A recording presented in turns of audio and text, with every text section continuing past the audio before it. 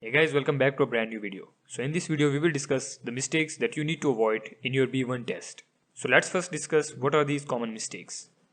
The common mistakes include very short answers. So this means extremely short answers such as a simple yes or no for every answer. This is extremely bad and I'll discuss each mistake in detail later. Secondly, not understanding the question. This one is a deadly mistake and unfortunately it is also very common, and we will discuss everything you need to know about it and how to avoid it. Next up, awkward silence. This is also very annoying and you should definitely try to avoid it. Also, making the mistake of asking questions the wrong way, which is another common mistake that a lot of students make. Parroting the question, which is another bad habit that you need to get rid of. And lastly, poor pronunciation, which is very common due to a lack of practice. So now that we know the common mistakes, let's discuss each one in further detail and also understand how to avoid each one of them. So first up, very short answers. By very short answers, I don't mean just a small answer with one sentence or two sentences. No, I mean just saying a simple yes or no for every question repeatedly. That is not acceptable. The B1 test is an English speaking and listening test. The examiner is there to test your English language skills, and if you don't speak English, that shows your lack of confidence. It shows that you don't have enough practice or enough experience in the English language to be able to speak confidently and fluently. Because if you're confident, you won't run away from speaking English and giving a detailed answer. Hence why you should avoid very short answers, especially giving them repeatedly. One or two short answers, just like a simple yes or no for one or two questions, is acceptable, but don't make it a repeated thing. It also shows a lack of preparation on your end, because this shows that you haven't prepared for your topic really well and you don't have a detailed answer for the questions. Because if you have prepared the topic, you clearly should have a very detailed answer for each question that the examiner asks, and you should be able to express yourself fluently and confidently. But if you haven't prepared anything, you would avoid talking about it and you would just say yes or no. This can also make you feel nervous in front of the examiner, because the examiner is expecting a long answer. After all, it's an English speaking and listening test, and speaking is a big part of it. So the examiner expects you to speak English quite a bit. But if you don't do that, that will make you nervous because the examiner won't be very happy about it. So in order to avoid this mistake, just avoid using a simple yes or no for every question. Instead, try to give a detailed but not too long answer. By this I mean make sure to give a to the point answer, don't go irrelevant, but also make sure that it is sufficiently long. So for example, if the examiner asks you, do you have a job? You can say yes or no, but instead what you should do is you should say yes, I have a job at a particular company, or I do this and this. So that is a sufficiently long answer. It fulfills the requirement and it also shows your confidence in speaking English. And lastly, don't make it way too long. As I said, because if you try to make every answer as long as possible, you'll go irrelevant and start blabbering out irrelevant stuff. So if the examiner asks you about your job, don't start talking about your boss or your colleagues or how you get to your workplace. Just make it concise but keep it sufficiently long, just like I showed you in the example. So if you manage to avoid a simple yes or no for every answer and instead give a detailed answer but don't make it way too long, you will be easily able to avoid this mistake of very short answers. Next up is the mistake of not understanding the question. And as I said previously, this one is a deadly mistake, because this shows the examiner that you are not paying attention. This shows that you're distracted, you're not listening properly. And as I said, B1 is a listening and speaking test. So both go hand in hand and both are equally important. So if you can't speak English, you're still not going to pass it. And if you can't listen properly, you're still not going to pass it. Which is why listening is a very important part, and not understanding the question means you're not paying attention. Which means you either do not understand English or you just cannot pay attention or listen properly. This is very annoying for the examiner, because if someone is talking to you and you don't pay attention, clearly, naturally, the person talking to you will get annoyed after a while. And so if you do this repeatedly, the examiner will be annoyed and he might fail you in the exam. Because as I mentioned previously, not understanding the question clearly indicates that you cannot understand English properly, which is the whole point of the B1 test. The B1 test actually tests your ability to understand, listen, and then respond to basic conversation that you have every single day. So if you can do that, you can pass the B1 test easily. But if you cannot even understand the question, this clearly shows that you can't do day-to-day conversation.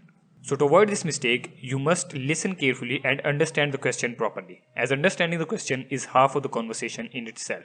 And if you don't understand a question or you miss something, you can just ask the examiner to repeat the question. You can say something like, can you repeat the question please? Or sorry, I did not understand it.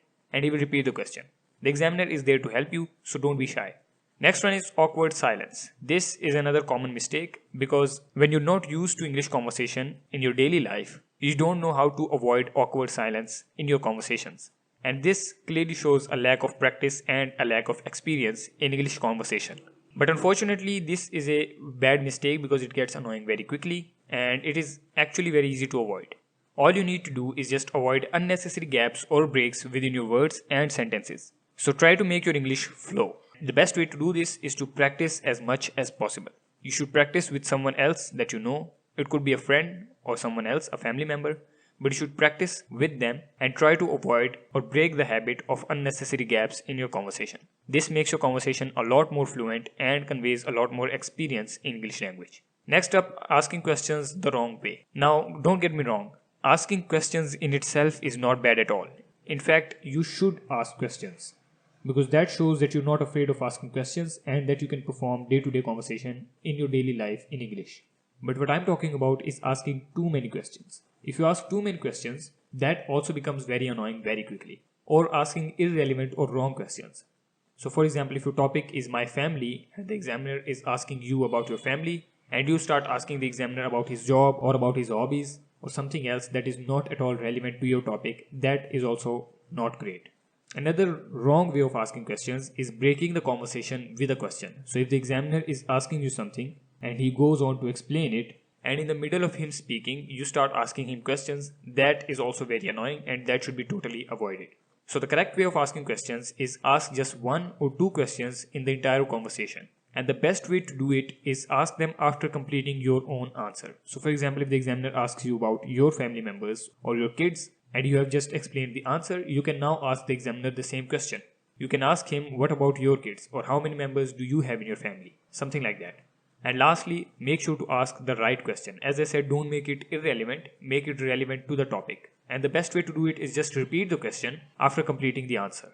Next up is parroting the questions. This is a bad habit that some people have. This means repeating every question before giving the answer. So for example, if the examiner asks you about what is your favorite hobby or what is your favorite leisure activity, and you repeat the question before giving the answer, what is my favorite leisure activity? And then you give the answer, it becomes very annoying if you do it repeatedly for every question. And it is not only annoying, but it also shows the examiner that you have a lack of experience in English.